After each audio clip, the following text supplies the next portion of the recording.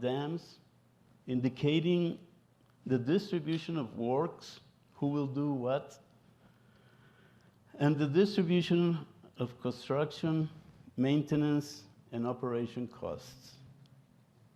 Also, minutes have been used to establish a wide network of gauging stations, which are the foundation for keeping the accounting and distribution of international water between our two countries. Through minutes, the Commission has established the guidelines and criteria to flood control and the infrastructure needed to protect people's lives and their property.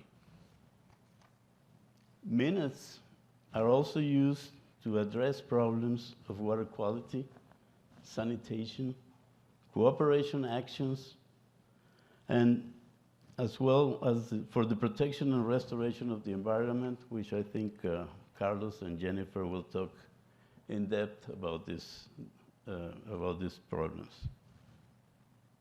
In general terms, minutes keep the 1944 treaty updated, current. It allows for countries to adapt the treaty to the times without losing its essence.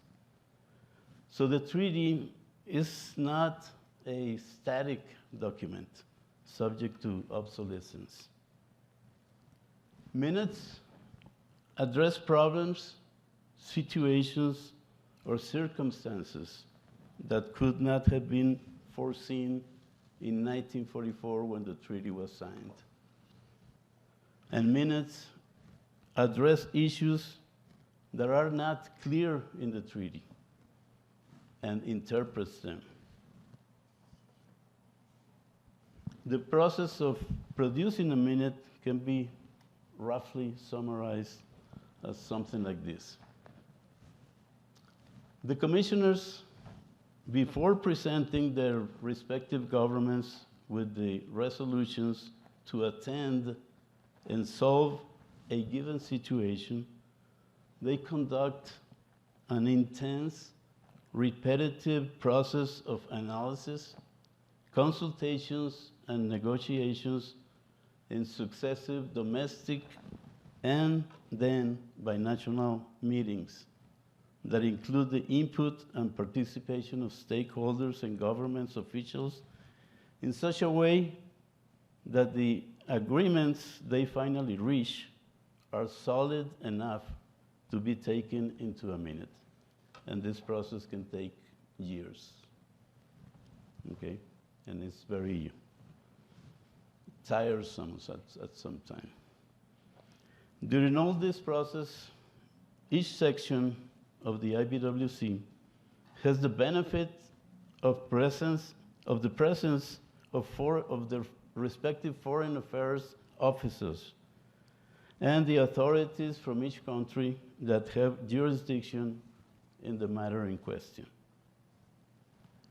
Once both sections of the Commission agree on the forum in which the situation at hand will be attended, they work on a draft project which includes the resolutions that will be presented to their governments for approval.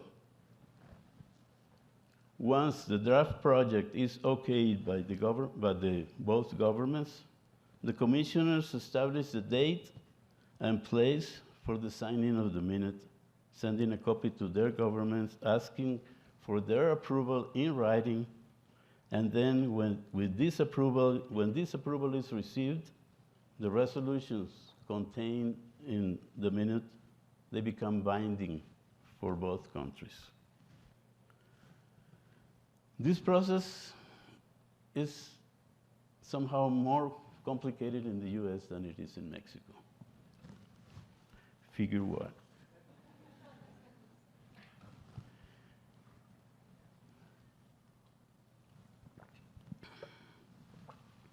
Okay, 15 years ago, in 2007, Mexico and the US started a new era in their relationship regarding international waters. They began a binational dialogue, which later became the Colorado River Cooperation Process. And the purpose of this dialogue was to explore and generate ideas that could benefit both countries. This process began with a conflict between our two countries, which had to do with the lining of the All-American Canal, which prevented water from seeping and going underground to Mexico. So with this conflict, we got a lot of good things out of this process. And I guess we can consider this like a classic from conflict to cooperation success story. I will not have time to go into the details of this story, which is a very good story to tell. But since then, based in mutual trust, and I heard Amy Witherall mention trust, and the will to negotiate and end sign binational agreements, this relationship grew stronger. And this process produced, in this 15-year period, 5 minutes. Minute 316 for conveying water to the Santa Clara wetland. And this is the first time that I have knowledge of where two governments, two federal governments, and an NGO coalition came together, 1/3 each, to supply water for environmental purposes. Minute 317 is a framework minute that establishes how the cooperation process will proceed. Minute 318 holds deliveries of Mexico water in Lake Mead on account of the earthquake which destroyed Mexican irrigation infrastructure. These 3 minutes, 316, 17, and 18, were signed in 2010, which is also a remarkable progress. Minute 319, you probably heard about this. It's a proactive minute. It anticipated potential conditions of conflict, and it has a strong environmental component, such as water for the environment, pulse flow, base flow, and had a 5-year duration, which expired in 2017. And the 5th minute was minute 323, which is the current minute that both countries are implementing. Minute 323, we realized first in minute 319 that the measures that we were taking for reducing the amount of water given certain conditions in Lake Mead, the elevations in Lake Mead, were not going to be enough to sustain the basin. So we had these harsh decisions to make, and we implemented a binational drought contingency plan, which includes Mexico in voluntary reductions of water deliveries. So it's a more robust minute. It builds upon previous minutes, and it expires in 2026.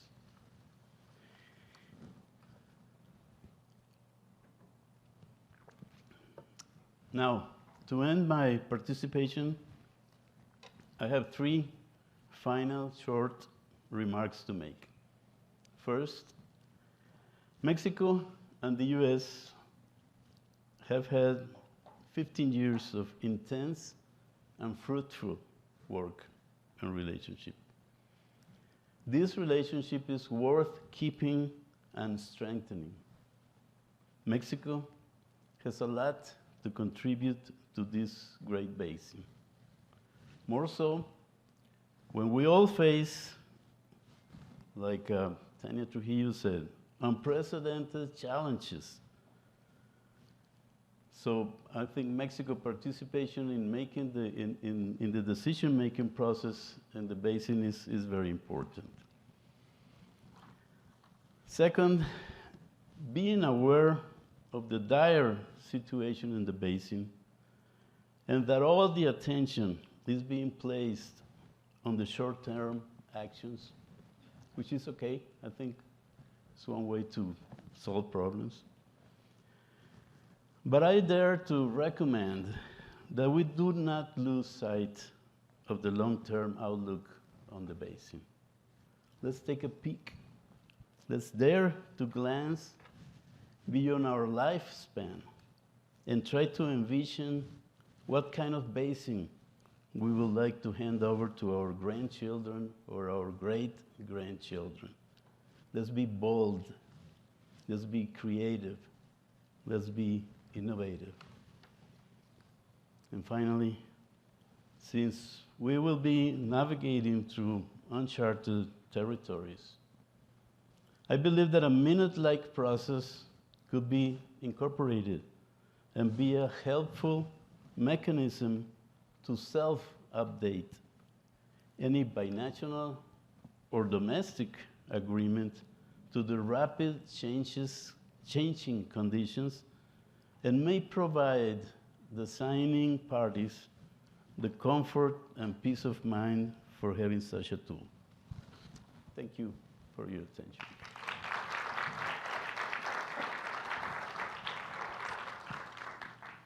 Did I go over there? Yeah. Okay. Thank you, and I'll invite our next speakers to come up to the table. Roberto, that was wonderful, and a fabulous overview of both history and the operations of the IBWC, SELA, and the minutes.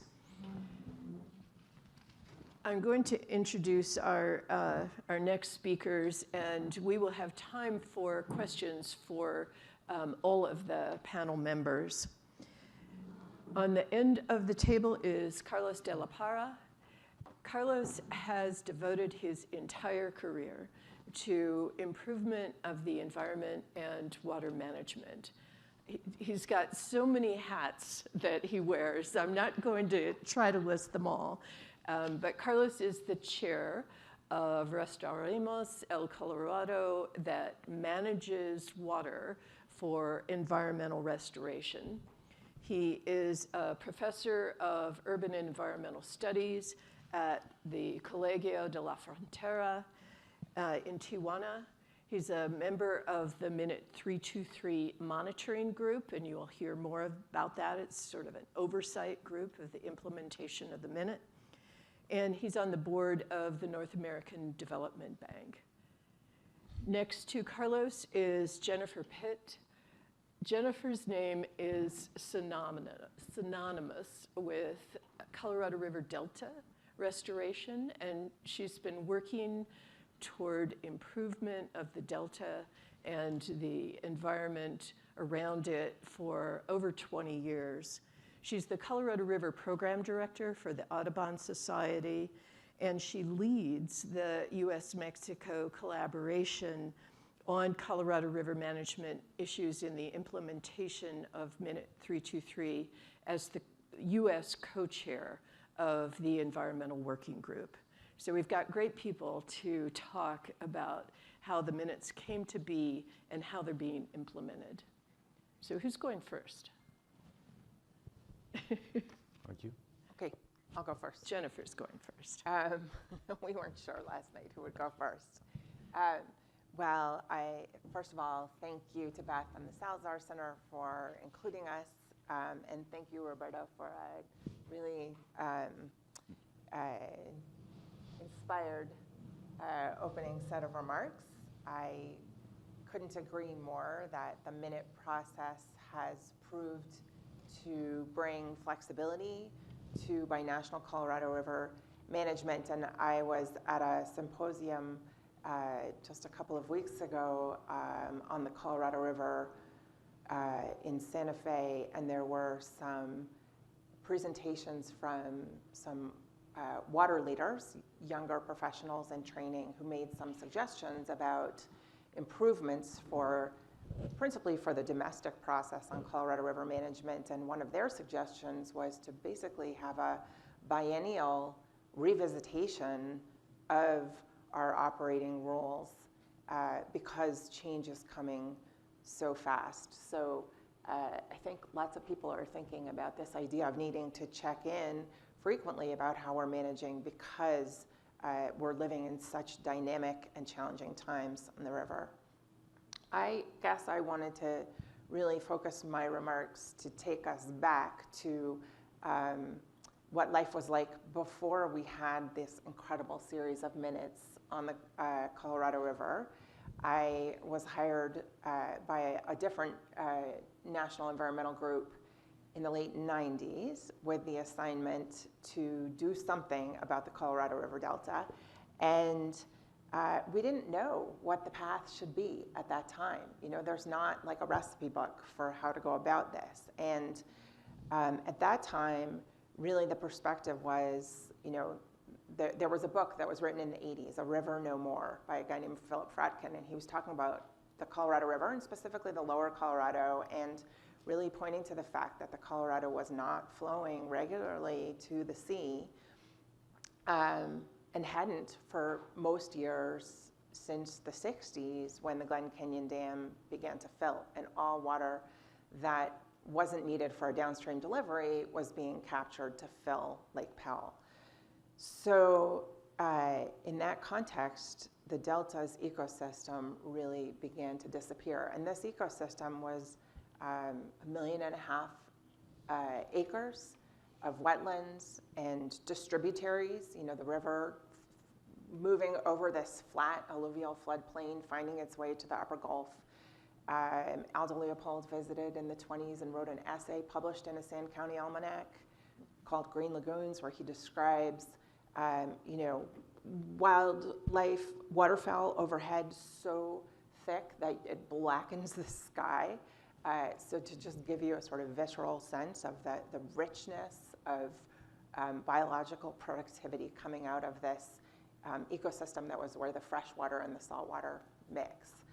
But that had basically largely disappeared, and the conservation community wasn't quite sure how to go about it. There were attempts in the early 2000s at litigation. There's a case, Norton, or Defenders v. Norton, where the courts effectively found that the treaty is the overruling law, the abiding law, and that the Endangered Species Act on the main stem of the river does not apply across the boundary. There was a campaign that was initiated by a group called Living Rivers, called 1% for the Delta, and they ran around trying to get mayors from the lower Colorado River to say that they would conserve water in their communities and that water should be available for the Delta. And while they were definitely able to raise a lot of awareness and collect a lot of signatures and get these conservation commitments, there's no legal way to get that water across the boundary. There were also attempts through domestic U.S. rulemaking when the U.S. Went about setting up surplus criteria. That's what we did in the early 2000s as the drought began, as we decided how we were going to allocate Colorado River surpluses. And the conservation community suggested that perhaps if there was surplus on the Colorado River, the first priority might be some water for the Colorado River Delta, and that, of course, was found beyond the purpose and need of a domestic rulemaking. So none of that worked. We got no traction through any of those mechanisms, and it occurred to the group of us who were working on this, and I should say it was a binational group of NGOs at the time, including OSVAL, and others that really were thinking through this as a group, that we needed a different approach, and that is when we began to realize that the only way forward was binational cooperation at the federal level. And that's difficult because we're talking about Washington, D.C. and Mexico City, and neither of those places are close to the Colorado River Delta. So we had to address the fact that while the land was in Mexico, and I'm glad they just got the map up to just locate you in this place. So we're looking at the southwestern corner of the United States and the northwestern corner of Mexico, and not very close to either nation's capital. And we had to address the fact that the delta, the land that had been decimated by the lack of flows, is in Mexico. but the US had all the controls, right? Mexico has one dam, it's a diversion dam, it has no storage behind it. So all the control on Colorado River flows is coming effectively from Lake Mead and then the regulating reservoirs between Mead and the border. Very quickly, and I don't know if I'm taking up too much time. 3 minutes. Oh, okay. Yeah, very quickly, sort of the overview of sort of how we began to make some progress. A group of NGOs decided we need to define the problem and solutions in ways that people can hear us. We think that right now people are hearing tear down the dams, and that's not what we're talking about. We're talking about ecosystem restoration. We're talking about a place that we want to restore some connectivity in a modest way, in a way that we think the two nations can get behind. So we convened a workshop to look at conservation target species that led us to a map of the possible that focused on places and water needs. We brought water users, water managers from both countries to attend that process and see our process so they understood the legitimacy of our scientific approach. Second, we convened a series of meetings as NGOs bringing former and present state and federal leaders from the US and Mexico together to start talking. And I'm talking about back in 2007, we started this process. So we hosted some of those first binational meetings to talk about some new ideas on the Colorado River. Third, my colleagues at the Sonoran Institute had the creative inspiration, absent any kind of binational agreement and absent any kind of water availability, to just start planting some native habitat so that we could show people what we were interested in, what we were talking about. And then I would say, as we had started those meetings, the US and Mexico, in part because of that All-American Canal conflict and in part because of the dialogue that we had started, made some announcements at the highest ministerial levels about binational cooperation and a holistic Colorado River process of discussions that would begin, including the NGOs. And by the way, this was under the Bush administration, and they used the word holistic, and they said the NGOs would be at the table.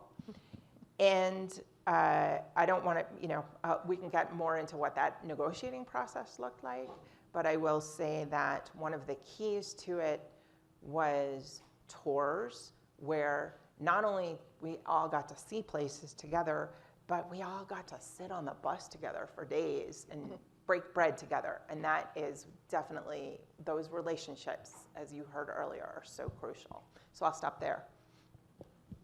Thank you.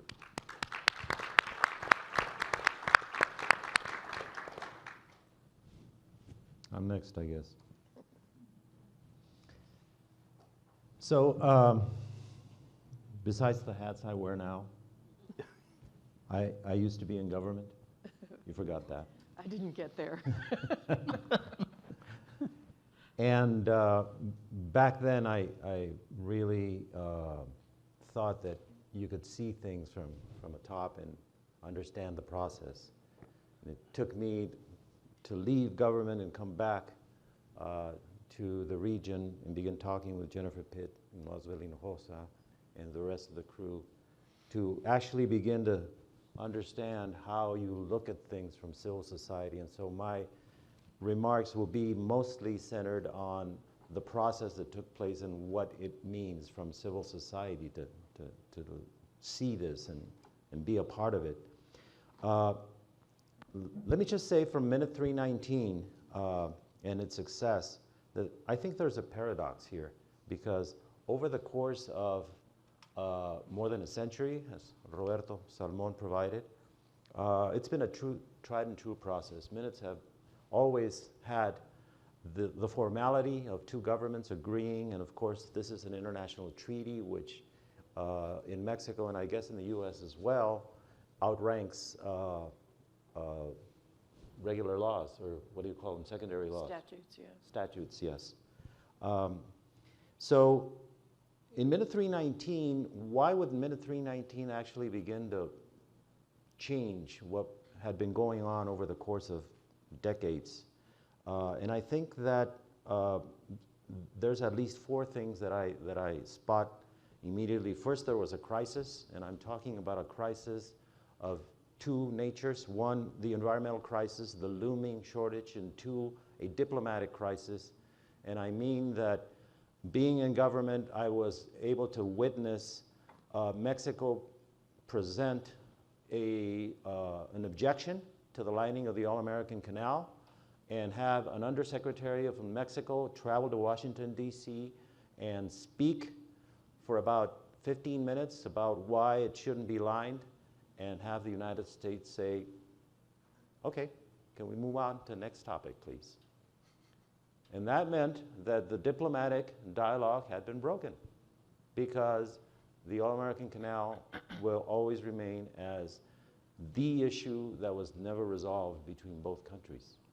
There was lawsuits against the U.S. federal government that prevented the Department of Interior from entering in a dialogue with Mexico. And so that crisis, together with the environmental crisis, really was rock bottom. And I think Roberto alluded to the fact that that might have been from crisis, solution, conflict, to cooperation, I think he called it. It confronted, the second issue is, it confronted the system with its unsustainable features. Unsustainable features such as no storage in Mexico. No storage in Mexico means Mexico, here's the water, use it or lose it. Now, how efficient is that? If you don't use all of the water, whatever you do with it, you are going to lose it. It also confronted it with salinity, with the water intensity being used in the Mexicali Valley and others. The All-American Canal lining is a feature of two agencies coming together and understanding that there could be efficiencies to make water do for cities and agriculture in the United States, whereas in Mexico things were not happening that way.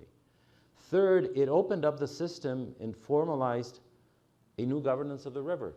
It wasn't the US and Mexico which is talking about this. It was the states, it was NGOs, it was agencies and agriculture and advocacy groups and so on and so forth. It really brought to the table, as Jennifer said, more players, more stakeholders than the ones that were actually in the dialogue.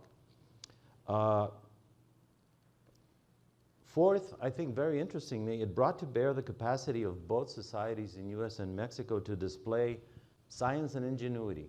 When I started talking with the NGOs invited by Jennifer Pitt, coming out of government, and started hearing what strategies civil society and the NGOs were putting together, I thought, wow, this is interesting.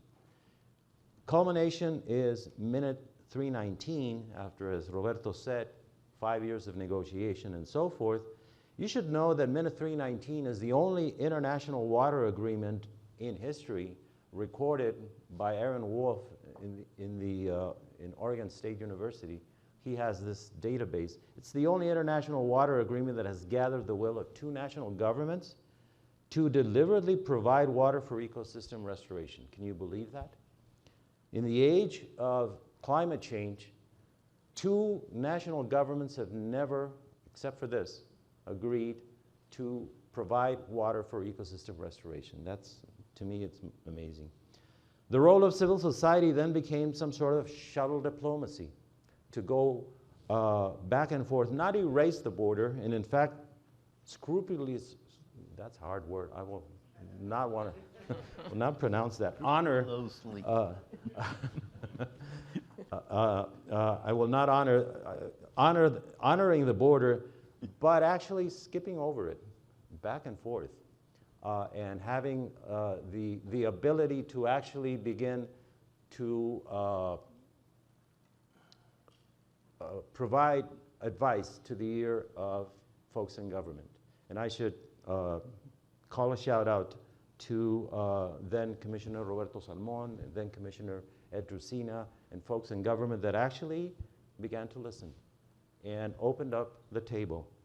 I don't want to end without saying a few more things. First, there are overbearing realities that are taking place, and we should really look at those. First, the Mexican agricultural community in Mexicali, as we said, has had no experience of dealing with water scarcity.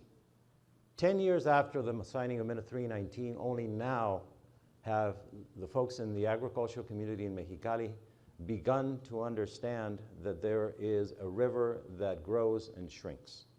Over the course of 75 years and more, this is an agricultural community that religiously had the same amount of water that they always needed, scheduled as they requested it, and so why would they develop skills to be frugal in terms of water management?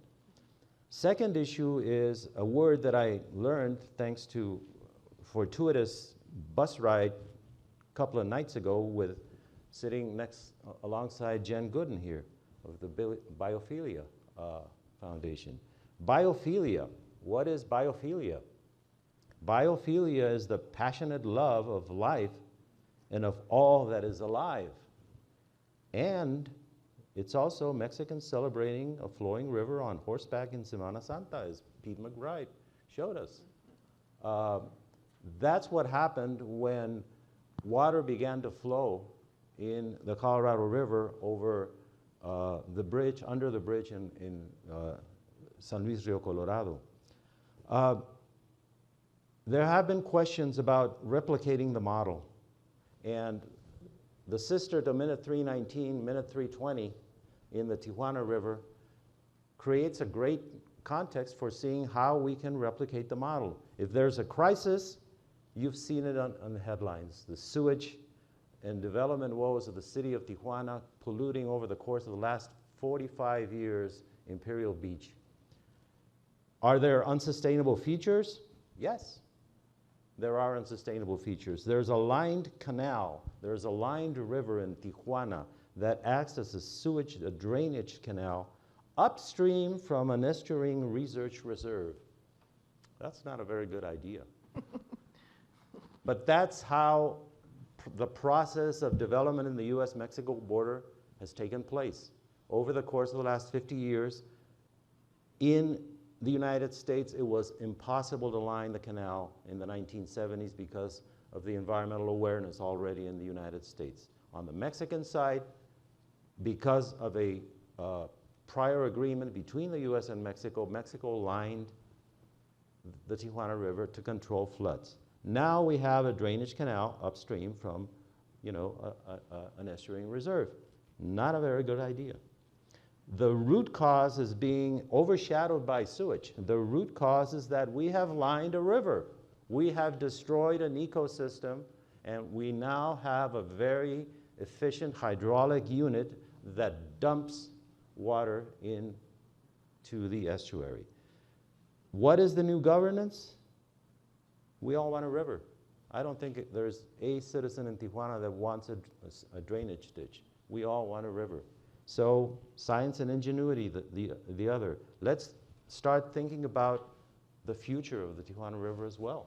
As there was someone that asked, and when Tania Trujillo, Undersecretary Tania Trujillo, has said, yes, the International Boundary and Water Commission is a partner, and the need for greenery in the city of Tijuana and the actual community-based conservation, together with maybe programs like in UNEP, ecosystem-based adaptation, can make a reality the fact that this is also a river, and this is also a binational river, and by golly, everyone wants one.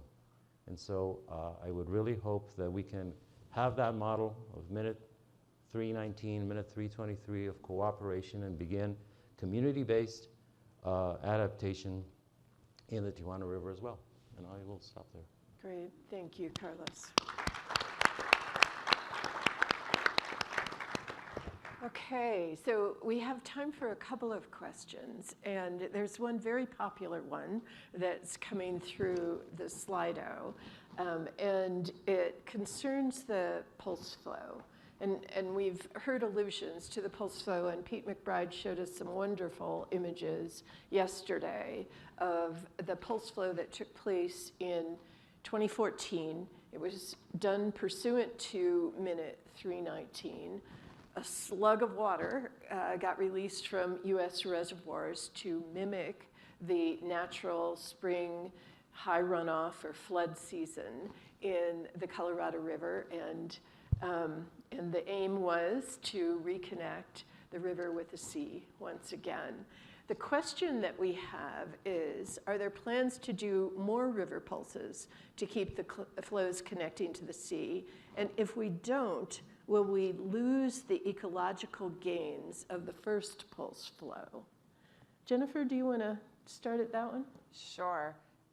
Good question. And as we were thinking about how to plan the ecological flow release for 2014, we got some great advice from Dr. Jack Schmidt, who was at the time the director of the Grand Canyon Research and Monitoring Center, which is like the biggest river science center that the government has in the US.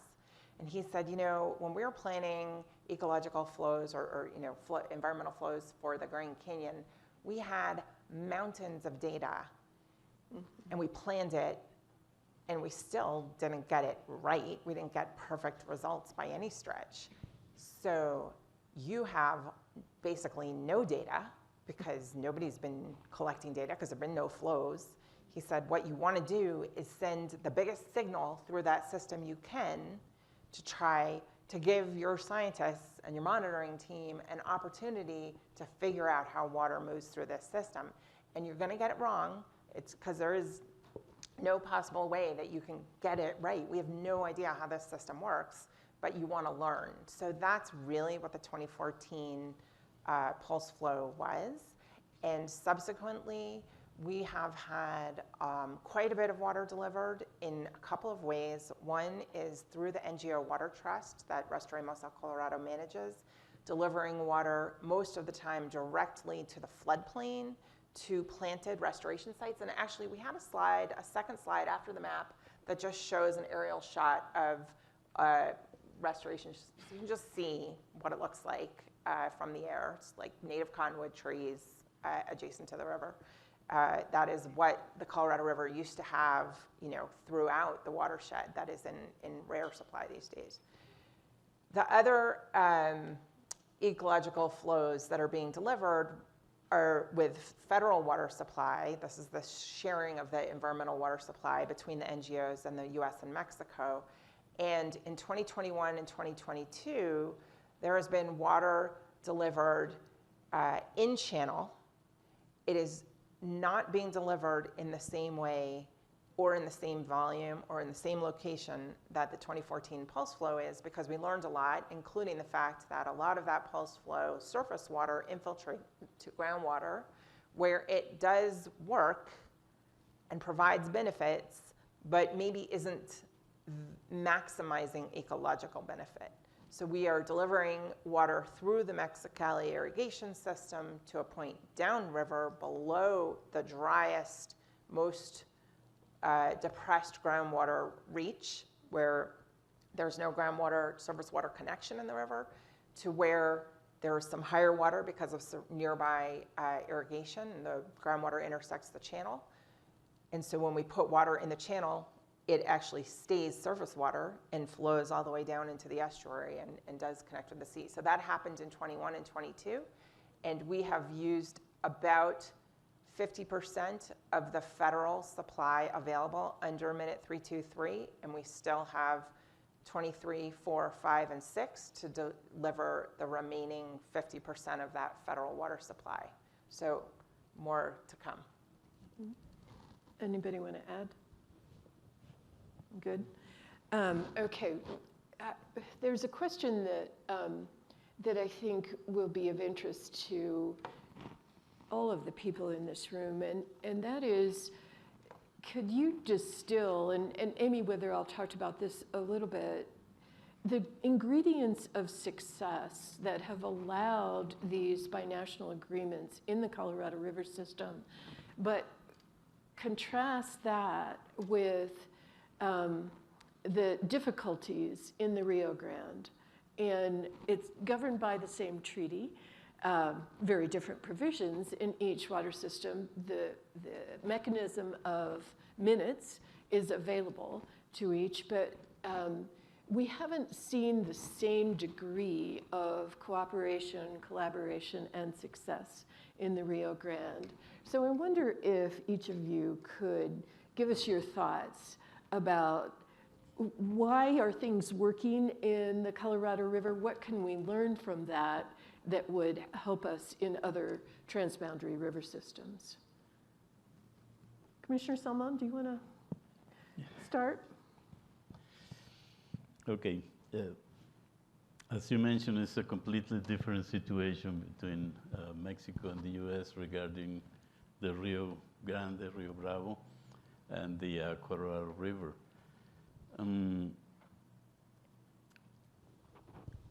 We can talk about the environment. Why does both governments work very closely with environmental organizations in the Rio Colorado, and why it doesn't happen in the Rio Grande? And I think the environmental organizations in the Colorado River, when I was a commissioner, I considered them like allies. I mean, they were very professional organizations, and they were bringing solutions to problems. Okay, when you see an NGO that is more on the activism than in the solution providing process, then it's easier for a government to work with these kind of organizations, and that didn't happen in the Rio Grande in the 11 years that I was commissioner. I mean, we didn't have any NGOs or professional NGOs that I believe that there exists. Yeah. Approaching the commission and saying, we want to work with you. We want to be a part of this. So we were trying to solve problems of a different nature, like water distribution, and we didn't have time, maybe, and this may be an omission from my part or the U.S. Commissioner, to look for this kind of environmental organizations that we could work or invite them to work with us. So I think that in the future that may change, because I see more interest on building up the trust that over 15 years was built between both governments, the states, and NGOs to produce these 5 minutes and to produce this environment of cooperation. And I think that's going to happen in the Rio Grande, but it's going to take, I don't know, 15 years probably. Yeah. Okay. Carlos, your perspective? Sure. Yesterday, panel member said that knowledge was the big requirement to move Governor forward. Jose. That's right. And this morning, the first poll question that Luis put forth got 2 answers right at the top: politics and organizational capacity. And I thought, interesting, isn't politics a reflection of organizational capacity? And so in many ways, I think that knowledge is something that needs to begin to be sowed in the Rio Bravo, because looking at the developmental differences between Mexico and the United States, water in Mexico is a national property. It is run by the federal government. And it is run by the federal government throughout the country. And of course, that creates a lesser weight for locals and citizenry than it does in the US. That creates also a view of dependency from citizens that will rely on government providing. And this is something that probably comes more to bear in the Rio Bravo, Rio Grande area than it does in the Colorado River, because Colorado River flows from the U.S. into Mexico, and there's already a lot, not just water and systems and laws and so forth, but culture inscribed in it. On the Mexican side, it happens the same. But I think that to the extent that water scarcity becomes more of a reality, there will be need for more knowledge and more organizational capacity. And I think we, as NGOs and civil society, somehow need to stimulate that, because that will actually bring forth a new way of seeing how the efficiency measures in the Rio Bravo can also begin to benefit all. At the end of the day, we have 3 watersheds along the border that tells us we're on the same boat. And I liked the notion that was put forth yesterday that this is the heartland of North America. This is not the borderlands. This is the heartland where, and I think that there was a scholar, name skips right now, Robert, he is coined as Mr. North America. He used to say that the U.S.-Mexico border is the continental hinge. Robert, he was in Washington, D.C. He was at Washington University. Anyway, those are my thoughts. Thank you. Jennifer, why don't you close us out on this issue? Just a couple that you've already gotten great answers, just a few things to add. One, and more sort of about what have been key on the Colorado River. So one is history in the U.S. side of the watershed of domestic collaboration between the states that has really grown through the last 20 years. We hope it keeps going because we need it more than ever right now. A clear understanding from federal leaders over many administrations that we can't bring Mexico to the table as the 8th state. They are a sovereign nation, and they have a different seat at the table, but need a seat at the table, and that hasn't always happened, so rectifying that relationship. And then I'd say another piece that has been and will continue to be essential is the availability of funding. Part of what has made the minutes work is the availability of dollars from the U.S. to help Mexico begin to modernize irrigation infrastructure in the Mexicali Irrigation District, anticipating that, as Carlos noted, the Colorado River will not be a static supply in the future, although it was in the past. And I want to say that the availability of funds under both the bipartisan infrastructure law and the Inflation Reduction Act, there are billions of dollars available right now for the Colorado River. And I think that using those funds to help Mexico along in its efforts to use less water, with the NGOs as partners to help implement on the ground partnerships with farmers, with growers, show them the ways that we've learned and piloted in other places in the basin, how to use less water will make it possible to continue not only the solid relationship between the U.S. and Mexico, peaceful, not a war when there's a water shortage, but peaceful, but also create the space, the political space that we need to have the environment continue to be one of the benefits created out of that relationship. Great. So we've heard relationships repeatedly, building trust, building knowledge, funding, bringing solutions to the table. I think we have heard from this panel a lot of lessons learned that we can take back to our smaller river basins, different river basins, transborder issues in many different capacities. So would you join me, please, in thanking our wonderful panel for the wisdom? Thank you. Thank you. Commissioner. Thank you to our panelists. It's such an important topic, and one we'll continue to focus on throughout the rest of the day. So thank you for your intelligence, your energy, and your inspiration. Everybody ready to get some coffee? Stretch your legs a little bit, absorb what we've heard this morning. So I'm looking at everybody in the back room so I don't give you the inappropriate amount of time. 15 minutes? 10 minutes. Oh, she's such a taskmaster. 10 minutes. Okay, gang, 10 minutes. Bathroom, coffee, conversations. Thank you for a great morning.